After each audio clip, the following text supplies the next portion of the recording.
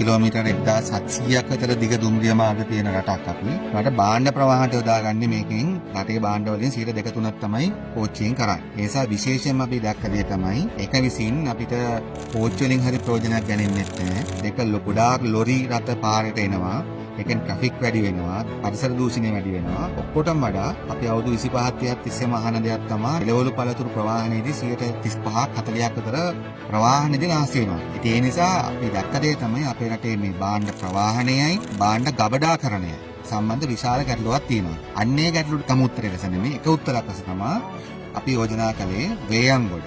එතන විශාල දුම්රිය මධ්‍යස්ථානයක්, කොළඹට ආසන්නයේ තියෙන ප්‍රධාන නගරයක්. ඒ වගේම මේ ආහාර දෙපාර්තමේන්තුවේ අයිති විශාල දේපල ප්‍රමාණයක් තිබෙනවා. ඉතින් මේවා යොදාගෙන ඒ වගේම ෆ්‍රී ට්‍රේඩ් සෝන්ස් වලට ළඟයි. ඒ වගේම මධ්‍යම වේගී මාර්ගයත් ඒ ප්‍රධාන පිවිසුමක් මෙතෙන්ට එනවා. තව වසරක් එකමාරක් වගේ යනකොට.